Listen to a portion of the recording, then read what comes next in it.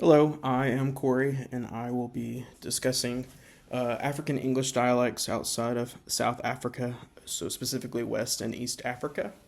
I'll focus on the histories of the English language in the regions, the evolution of African English dialects, and the importance of English in the countries that exist today.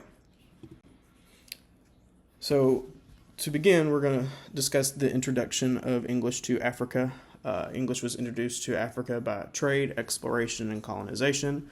In West Africa, trade really took off along the Atlantic coast, and then in East Africa, European countries sort of scrambled to explore and civilize Central Africa and the East African coast.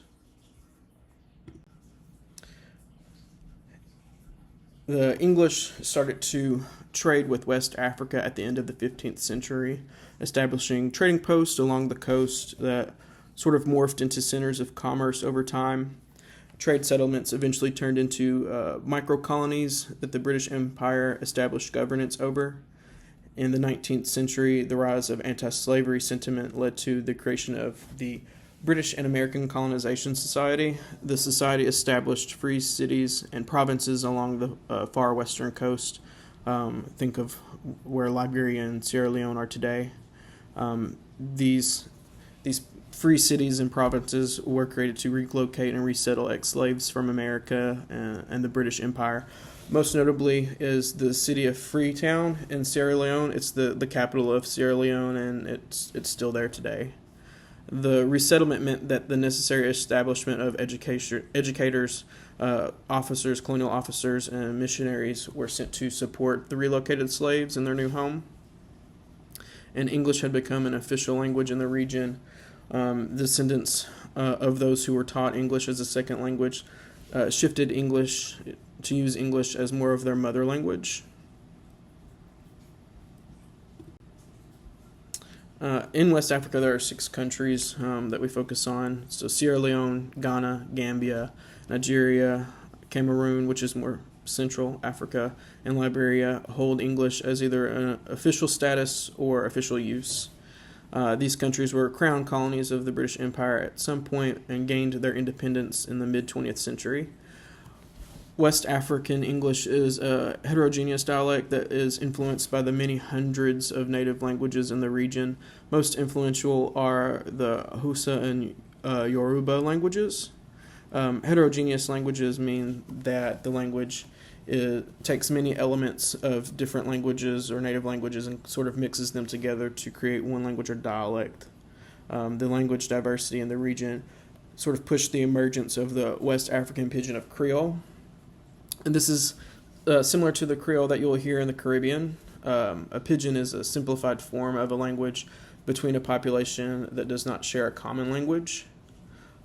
English became the lingua franca of West Africa because of the trade and administration among the English settlers and native people. So the difference between a pidgin and a lingua franca is that a pidgin is a simplified language that is created by borrowing words and phrases from native languages and sort of mixed what's simple and what's easy to understand, used for the purposes of communicating between the native populations, whereas a lingua franca is a standard established language that is used for communicating between populations that do not share background. So in Africa, English, French, and Portuguese are all considered a lingua franca. Influenced by the hundreds of native languages in the region, West Africa, English it sounds very different from standard English. The pidgins, Creole or Creole, sort of warp how words are pronounced and how syllables are stressed. So West African English is non-rhotic, so the R is not pronounced following a vowel. The example would be personal work would sound like personal work. There's no distinguished long or short vowels, a simple vowel system. Influences from the native languages affect the intonation of syllables. The voiceless dental fricative th and the voiced dental fricative th, I think I got that right, are pronounced T or D. So 3 would sound like tree, these sound like these, and them sounds like dim. There's also a frequent dropping of the NG, much like the American South. So you would hear someone singing would be someone singing. Moving on to East Africa. East Africa sparked exploration interest all over Europe. Before that, British ships had visited the region since the 16th century, and it took 200 years before expeditions took off. Many explorers like Richard Burton and David Livingstone led expeditions into the African interior, and by 1888, the British East African Company was founded and set up colonies along the coast. England was not the only European country with interest in Africa. Africa was rich in minerals and stones, so it garnered attention from Germany and Italy as well. And after World War I, France and England took control over German colonies, France taking control over western colonies, England taking control over eastern colonies. So specifically, if you've heard of Zanzibar, which is now Tanzania, or part of Tanzania. Zanzibar was part of Tanzania. England had taken over that area that Germany had controlled, giving England the full control of what is now Tanzania. And after World War II, the same thing happened with Italy's colonies, though there were very few Italian colonies. This further spread English as the lingua franca of the region. Unlike West African English that developed organically and out of necessity, there was informal instruction. East African English developed through an establishment, a sort of formal institution and education. Great Britain had sent many aristocrats and upper-class government and military officials to settle in East Africa in its attempt to civilize the continent, or what they would consider civilized. The British immigrants brought with them a lot of traditions and England's model of education. English was taught to locals as a second language in an effort to, again, civilize them. Outside of South Africa, first-generation whites were born in East African countries, particularly in Tanzania and in Kenya. The first generation established English as a mother language in East Africa, and because fewer regional languages in East Africa influence the English language, it's considered a homogeneous dialect. Though Swahili is widely spoken, it lacks pidgin variants that gave English rise to become a more common language, particularly in urban centers and cities. Again, this was all under the idea of what England considered what would be civilized.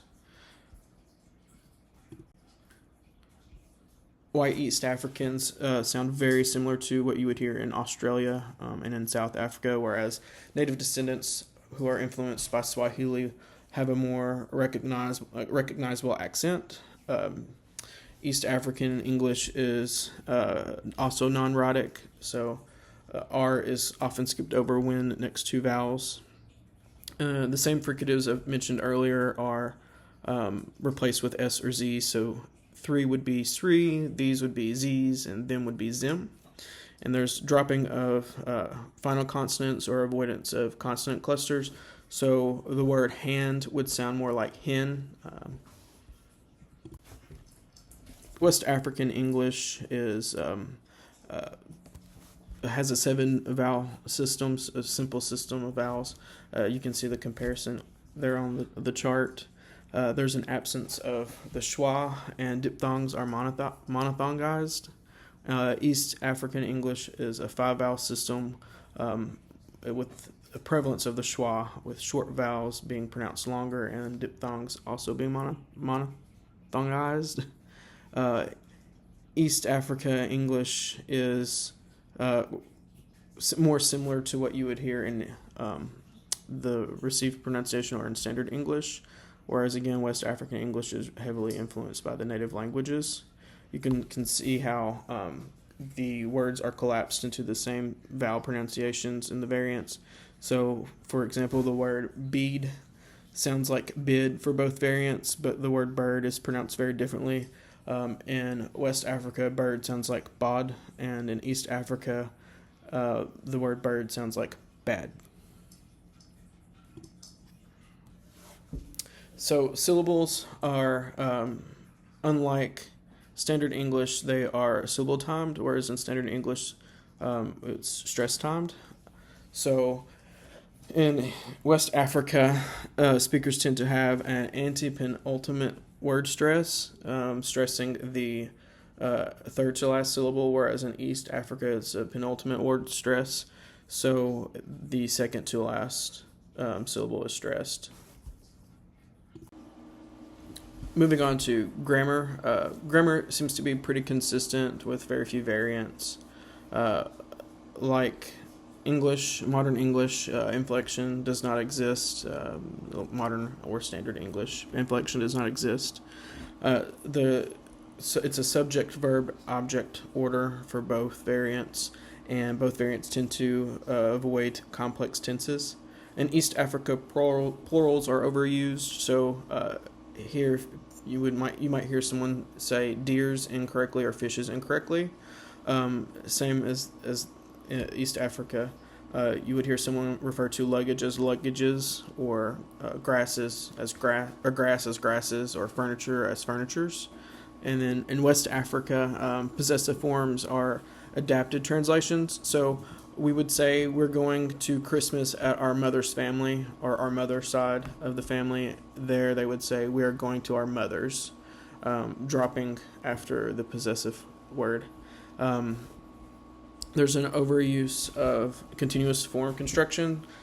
For example, you would hear, some of us think that men are always having work to do. And